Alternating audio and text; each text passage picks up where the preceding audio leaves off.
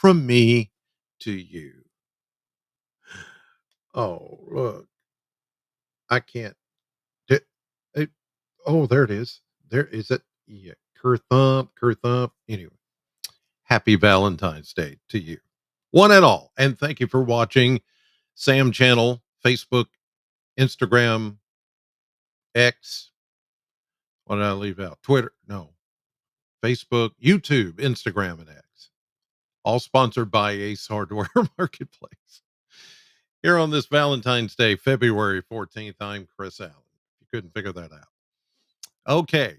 Good day yesterday. Speaking of Ace Hardware Marketplace, had a great day yesterday at the Louisville Road location. Many of you said you saw the podcast or you heard me on the radio talk about being there for a couple of hours midday yesterday to get flowers, roses, fresh, beautiful, mixed or match roses for 1995, 1999 actually.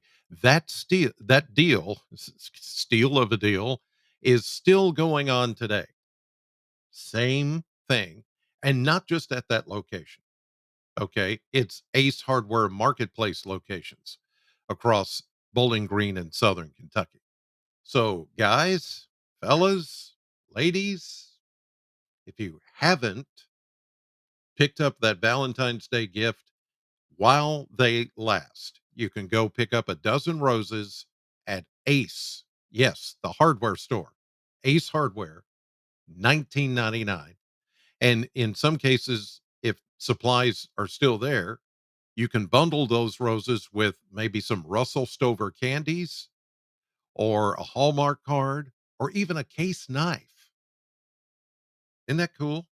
Of course, you're going to pay a little bit more than 19.99, but still, even that is a bargain.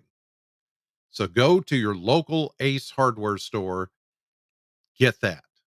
And then, of course, while you're in there, you can see some other things. But roses, fresh, beautiful roses for 19.99. I mean, people were walking out of there, big burly guys, construction workers. It was so funny. They're like got their hats on and got grease all over them, everything. Yeah, I better get me, my better half, some of them roses you're talking about on the radio. I'll be in the doghouse tonight. And I'm like, yeah, that's a good idea. And then you had business people coming in, and it was just all walks of life. It was so cool. So today you can still do that at your local Ace Hardware Marketplace. Let's take a look outside. It is beautiful. Look at that.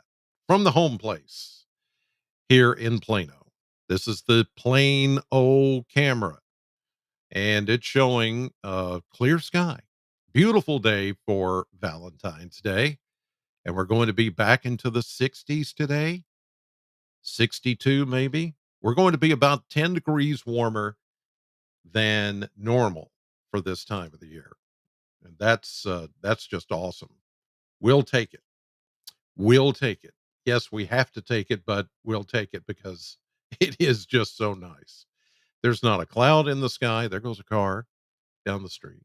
There's not a cloud in the sky. Everything is pretty quiet and will stay just absolutely beautiful today. All right, let's take a look at the Kentucky Mesonet temperatures as of almost 8 a.m. I'm a little bit late this morning getting all this on, but here you go. We have a lot of 30s, different places, usually in the low lying areas across the region, little valleys here and there. Then we have 40s beginning to show up. You've got 41 near the Ag Expo Center. Then you've got just 35 up at the Corvette plant. It's the difference in elevation that makes these temperatures do what they're doing. But soon there will be places over in Western Kentucky that will be in the 50s before you know it. So everybody is going to see a nice warm up today. It's going to be beautiful with all the sunshine as you've seen. And so pretty much a picture perfect Valentine's Day here in Southern Kentucky and Northern Middle Tennessee. No weather worries at all. Everything is going to be just awesome. Let's take a look at the model blender because I do see some things coming that we're going to have to pay attention to in the coming days. 61, 62, maybe today, tomorrow, same thing. Could even get a little warmer than that. It's going to be breezy. Southerly winds tomorrow are going to kick in. Sometimes, 15 to 20, maybe 25 miles per hour out ahead of the next system, which is coming in on Friday. Now, Friday is going to be an interesting day because we're going to start out at 52 or thereabouts, maybe 53, 54, 55. That'll be before the cold front. So as the front comes through and stalls, it's going to come through with some clouds. Then it's going to stall. But Friday evening, especially, we're going to get an area of low pressure that is going to enhance what we're going to see as far as temperatures well before the front appears. And then as the front comes in, rain with a high of 52. I showed you this yesterday how we're going to go from 52, maybe up to 55, and then fall to 27 right there, Friday night.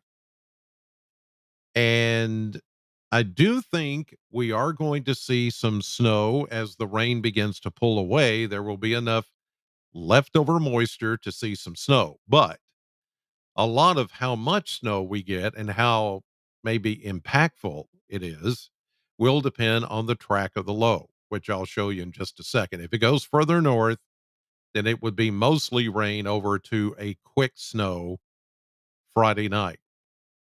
And then Saturday, we only get up to 39, maybe 40. Okay. So cold enough for snow. But if the low tracks further south of us through Tennessee, then it could be all snow or start out as a rain as we fall from 52 to 27.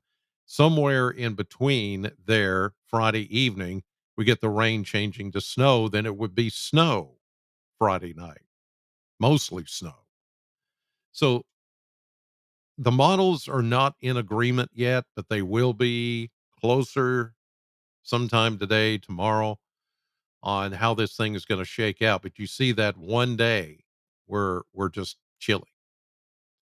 But then we hop right back to 50 on Sunday. Whatever happens, it's not going to stay. It'll melt away the next day. We go 50 Sunday, 56 Monday. We stay pretty dry.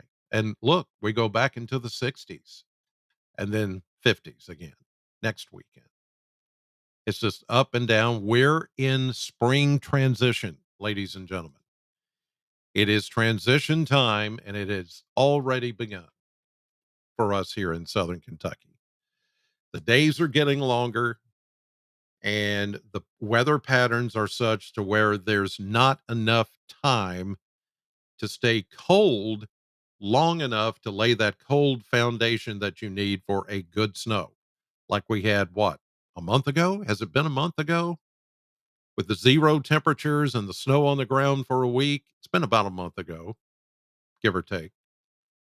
I just don't see that happening again. It could, but I just don't see it. The way the patterns are moving, the way we're just naturally tilting more toward the sun. Of course, the earth tilts.